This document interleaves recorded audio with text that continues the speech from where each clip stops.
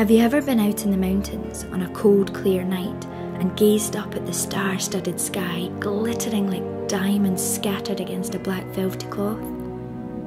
When I look up at the night sky, a feeling of awe and wonder overwhelms my soul as I stand there gazing at the universe millions of light years away. Are we here on planet Earth by chance, or is there a creator who cares about our lonely blue planet at the edge of the Milky Way galaxy? If we go on a journey back in time when the Earth was silent, dark and void, we will find our answer. Once upon a time, God's Spirit moved upon the face of the waters, and God said, "Let there be light." And immediately there was light. God saw that the light was good, and he separated the light from the darkness. And there was evening and morning, the first day. Ah, the wonders of creation. What did God have in mind for the earth as he created his masterpiece? The crown jewel of the creation fiat was mankind, created to love and be loved. The earth in all its stunning beauty was created for the enjoyment of Adam and Eve and all those who would be born on the earth. On the seventh day of creation, God gave humanity a precious gift. The gift of time. Time to spend in nature and with him. Apart from the burdens of daily life, he marked off the seventh day each week as holy time and created the weekly cycle the world still recognises today. The book of Genesis says, "Then God blessed the seventh day and made it holy." He placed this day of rest into the DNA of the first week to be remembered by every human born on planet Earth from that time forward. Since God created this special day in a perfect world, it makes sense that it is even more important for us today. Now, fast forward in time 6,000 years. By now, sadly, most of the world has forgotten their creator. Each week, people rush on, never so much as lifting their eyes to heaven to remember him on his holy day. And still, he waits. Meet a typical housewife, aged 36. She slaves away 7 days a week, running a taxi service for her kids, cooking meals for the family, doing the laundry, cleaning the house, and shopping at the grocery store to buy food for the family. Wait! She doesn't have to work 7 days a week. God gave her a day off for every 6 days she works. What did she say? She doesn't know. No one told the poor stressed out mother about the day of rest. And husbands, this is good news for you too. 1 day a week your wife can't give you a honey-do list. That's right.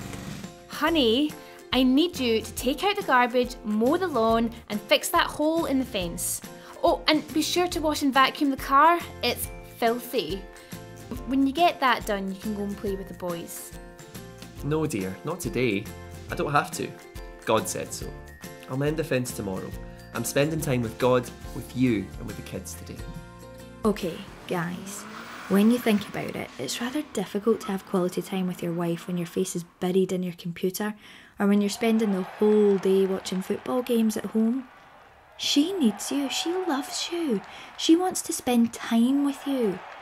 Remember when you were dating how much you wanted to be with her? Since God is love, he wants quality time with you and me too. This isn't possible when we are working 7 days a week or we're so occupied with doing our own thing we don't give God our time on his time. Now, here's the best part for me. All those things that tug at my mind during the week, the things I have to get done, well, they don't burden me for a full 24 hours. I'm free, really free from the cares of life on the 7th day. Okay, it sounds great so far, but does it matter which day you take off each week? I mean, all days are the same, aren't they? Well, not exactly. God said the 7th day was the Sabbath, not the 4th, the 5th, or the 1st. I mean, your birthday's your birthday, the day matters, right? I was a young child when I first discovered the 7th day was the Sabbath. I remember sitting on my bed reading my Bible, and there it was, in black and white as plain as day. The words, "Remember the Sabbath day to keep it holy." 6 days you shall labour and do all your work, but the 7th day is the Sabbath of the Lord your God. I was confused. The 7th day? I got up and went to the calendar hanging on my bedroom wall, and tracing my finger along the week, I got to the end, and sure enough, Saturday was the 7th day. My mind began to wonder, why then do we worship on Sunday? I thought it was the Lord's day. My friend said, no one really knows what day is the original 7th day of the week. But I thought, well, then how can we know what day we're supposed to celebrate Easter? My mum said that we worship on Sunday to honour the Lord's resurrection, and when I asked our pastor about the text I read, he said, "My dear girl, we are no longer under the law but under grace. The Sabbath was for the Jews. Don't trouble your little head over it." I was thinking, but the Bible did say the 7th day, but I still pondered it in my heart. That was many years ago. It took time for those seeds that were planted in my heart as a young child to bear fruit in my life. The 4th commandment is at the heart of God's moral law. You know, don't kill, don't steal, don't covet, don't take God's name in vain. If grace sets us free from keeping the 4th commandment, we must also be free to kill, steal, covet, commit adultery and take God's name in vain. Why would the only commandment that says remember be the only commandment that is okay to forget? And why would Jesus come and die for our sins, which is breaking the law, only to set us free to break the law? Paul wrote in Romans, do we then overthrow the law by our faith? By no means, on the contrary, we uphold the law. It seems if the law was nailed to the cross when Jesus died, he could have just set aside the law beforehand and spared himself the cruel death. Where there is no law, there is no sin. Problem solved. You can't get a speeding ticket when there are no laws regulating how fast you drive. The fact that the Sabbath is part of the other 9 moral laws means it must be binding upon all people as well. Now, since God is the originator of the Sabbath and the lawmaker, only He has the authority and power to change the day we honour Him as Creator and Redeemer.